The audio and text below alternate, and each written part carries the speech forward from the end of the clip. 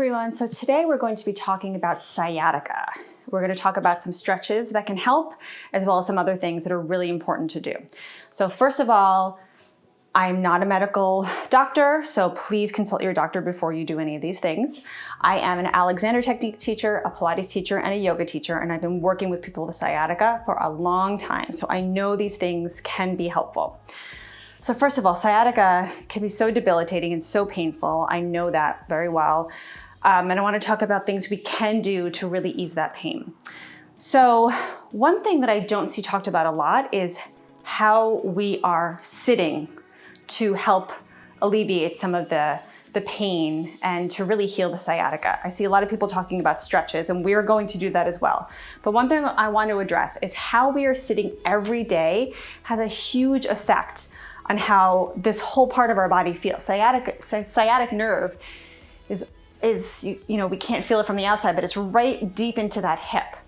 And I'm gonna take this chair and start talking a little bit about sitting. But before I get into the details of how we're gonna do this, when we put pressure on the nerve, so let's say this is our spine, when we're putting pressure on that nerve, that's when the pain comes. There's irritation all around that nerve, and there's could be like really pinching of that nerve.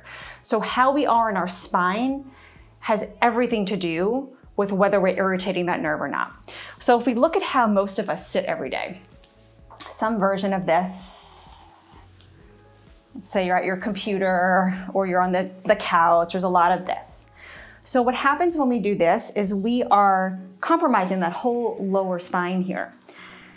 So when you slump, you're putting pressure, there's compression on that spine, and that goes right into compression on the sciatic nerve. So if you're here, you're putting all of this pressure that really doesn't need to be there, shouldn't be there. We're putting all that pressure on the nerves. When you're lengthened up, it's not just that you stretch it out, you put it where it's supposed to be. So it will be more space, more length, which is where our spine is naturally supposed to be. So when you curve it and you put pressure on it, we're putting all this pressure on that nerve, constant irritation, especially if we're here for hours, which most of us are. When we bring it up and lengthen, we're able to get space there into where our spine wants to be, where it's supposed to be. So how do we do this? First thing, take your hands under your bottom to feel the bones there. Those are your sit bones. We need to be sitting on our sit bones. So when you're standing on your feet. When you're sitting, it's kind of like you're standing on your sit bones. We're sitting right on those bones.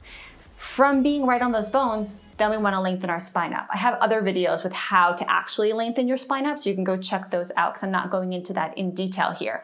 But once you're on your sit bones, you can lengthen your spine. If you're here, it curves, it pulls everything down. You can't get that length, it's impossible.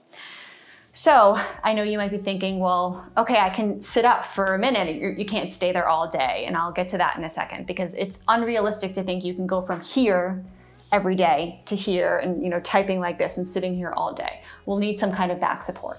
But number one, you're gonna feel those sit bones, lengthen up through the spine, and it should feel better. It might feel like work in your back and your core to help you stay there, but it should feel better. It will take some of that pressure, that constant jarring off of the sciatic nerve. So I do have something here to show you how to use some support behind your back. So this is something from OPTP. It's their Mackenzie roll, and I do like these because they fit nicely around these kinds of chairs. You don't need this. You can get a towel. I've used towels. I've used all kinds of things. But I'll just show you this for now because I've been using this on my chair at home. It has a nice support so that you can get on your sit bones, lengthen up through your spine, but not have to be responsible for holding your spine here all day because these muscles get really tired. So you still find your sit bones, but then you can rest. You can lean back into this a little bit and let it help you. So if you are interested in these, I have them on my website. They're not expensive, but again, a towel would do the same thing. You just might have to adjust it a little bit. So now we're on our sit bones. We have the support here, and your spine can lengthen up. It gives so much more space for that sciatic nerve to be where it's supposed to be instead of that constant irritation of it. So number one, Focus on how you're sitting. Practice this. Work on this every day. Even if you work on this for 5 or 10 minutes every day, I promise this will be helpful in healing your sciatica. And then next we're going to talk about some stretches that you can also do every day that will help. Okay, so now I'm going to show you some stretches that can really help with sciatica.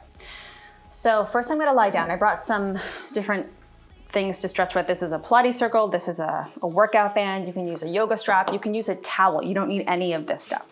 So I'm going to lie down. I'm going to roll onto my side because this is the safest way to roll down if you're having any issues with your back.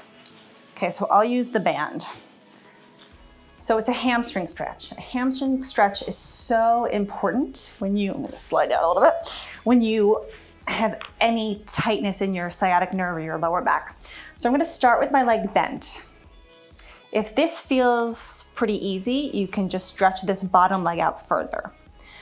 So when you're doing any of these stretches, if you feel more pain, immediately stop. You don't want to feel any more pain. If you feel a good stretch, then keep going. So you'll have to judge that for your own body. If you're having the sciatic pain and any of these make it worse, you stop immediately. Maybe your body isn't ready for it. Maybe that's not exactly the right exercise for you. So if this feels okay, you're gonna stretch your leg. Maybe you can reach it up a little bit further. Maybe this is as far as you can go. You just wanna feel a good stretch here. I would stay for about 30 seconds and then release it. Just let it rest for, maybe take a deep breath or two. And then go back up to wherever you can. Maybe that's as far as you go. Maybe you can stretch it so you get a little bit more of that stretch there. And then let's switch sides. So again, you'll start here, maybe 30 seconds. Stretch this out if you can. Maybe you go a little further. Take your rest. And then do one more set.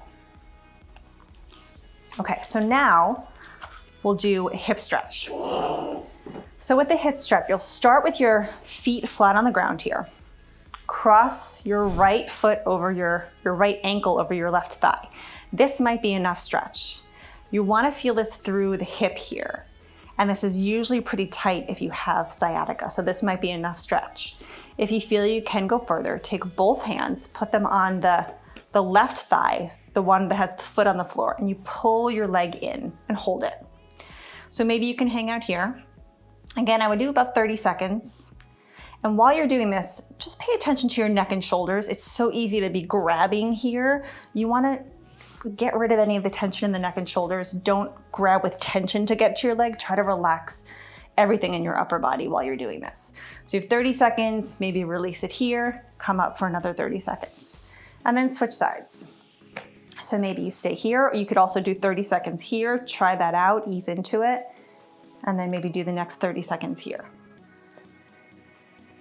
So if these stretches feel good for you, so I'm gonna roll to my side to come up because that's actually the safest way for your back to come up off the floor. If these stretches feel good to you, you can do them every day. It should help open up any irritation and tension in that area and give it a little bit more space. As we were talking about, we need more space in the spine. If any of it irritates you, just back off and don't do them, or maybe do a very, very small version of it. So I want to show you one other thing that is also helpful. So before we talked about sitting in a chair and getting that length in your spine and really getting down into the sit bones. So now I'm going to kind of flip that and have you come on your back in a similar position, but a resting position. So I'm putting my legs on this couch here. The couch is the easiest thing because it's at a good level. It could be a big exercise ball. It could be a big stack of pillows. It doesn't matter as long as you can get your legs lifted. So this is a really nice rest position because it puts you in that same place where we were when we were sitting. So your spine is long. If you think of the sit bones on a chair, now they're going straight out that way. You have a nice separation between the long spine and the legs. So we're not rounding and slumping in that lower back. Here you just rest. You can rest your arms here, whatever feels good. Think about your lower back just melting down into the floor, like all the muscles are just letting gravity take them down to rest. This is also a great place to hang out to help sciatica because if there's tension and there's rounding and tightening here, it helps everything just release. And it helps you get that nice space and length that we really need to get the irritation and the pressure off of the sciatic nerve. So you can stay there for 5 or 10 minutes, 15, whatever feels good. There's you can't really stay there for too long. So those are some stretches and exercises. And don't forget, the number one thing is to focus on how you are sitting in a chair. Focus on getting in those sit bones, lengthening up through the spine, and just practice all of these moves every day to really help get some space in the sciatic nerve, because that compression and that pressure is what's really causing the most irritation. So I'd love to know what helps you in all of these stretches and exercises. I'd love to know any questions you have. Please, in the comments below, you can tell me how it worked for you, ask me a question if there's anything else you'd like to see. And again, please subscribe so you get more of these videos. You can look at all of my other videos, which are also very helpful. If you have sciatica, all the working on postural length through your body is gonna be really important. So I'll see you soon, and thanks for joining me. Bye.